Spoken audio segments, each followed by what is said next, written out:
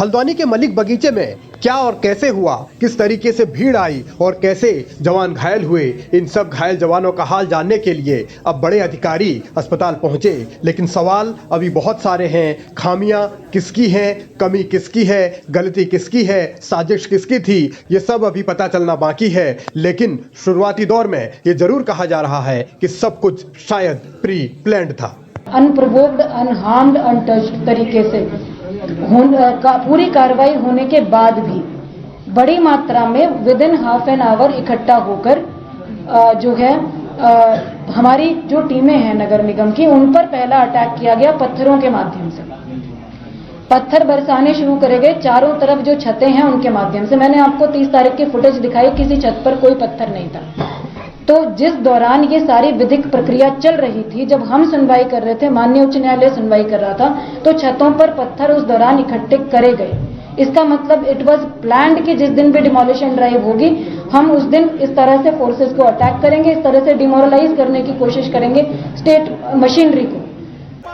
हल्द्वानी को जलाने की साजिश आखिर किसने रची, आखिर पत्थर किसने जमा किए? 30 तारीख को पत्थर नहीं थे तो फिर अचानक वहां कैसे आए? ऐसे कई सवाल हैं जिनको प्रशासन भी तलाश रहा है। लेकिन फिलहाल चिंता इस बात को लेकर है कि इतनी बड़ी साजिश हो गई और प्रशासनिक अधिकारियों को कानो कान खबर क्यों नहीं हुई। तो पत्थरों का अटैक हुआ जब हमारी टीम पीछे नहीं हटी, हमने डिमोलिशन ड्राइव को जारी रखा, हमारे ऑफिसर्स ने।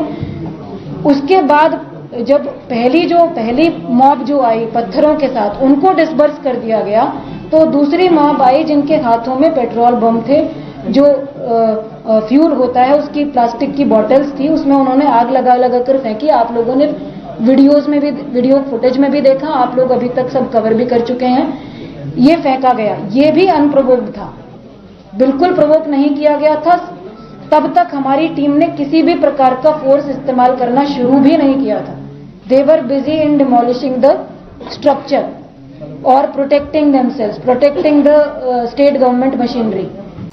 नैनीताल जिला प्रशासन दावा ये कर रहा है कि सब तैयारी पूरी थी, अतिक्रमण हटाने को लेकर बातचीत भी हुई थी, लेकिन हालात बिगड़ते चले गए और इतने बिगड़े कि थाना तक फूंक दिया गया। और ये स्थितियां अब जब चुनौती बनकर आई हैं, जब पूरे देश में चर्चा हल्द्वानी की हो रही है, जब उत्तराखंड देवभूमि को लेकर तरह तरह के सवाल उठ रहे हैं, सामाजिक सौहार्द किसने बिगाड़ा, तो इसके पीछे भी एक बड़ी साजिश की बू नजर आने लगी है। तो उसके बाद जब पेट्रोल बम आगजनी की घटनाएं शुरू हुई और उसके बाद भी टीमें पीछे नहीं हटी, तो थर्ड स्टेप में उस मॉब जो था, अराजक तत्व, उनके द्वारा थाने का घेराव किया गया। थाने में हमारे मजिस्ट्रेट थे, हमारे पुलिसकर्मी थे, हमारे ऑफिसर्स थे, हमारी कुछ मशीनरी थी, टीमें थी, असला था, बहुत सारी चीजें थी।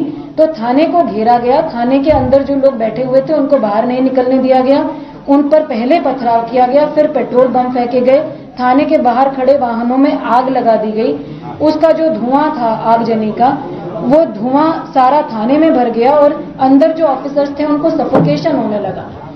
तो पहले अनाउंस करा गया, आंसू गैस के गोले छोड़े गए, अनाउंस करा गया लाउड स्पीकर पर कि आप लोग डिस्पर्स हो जाएं, अन्यथा हमको बल प्रयोग करना पड़ेगा।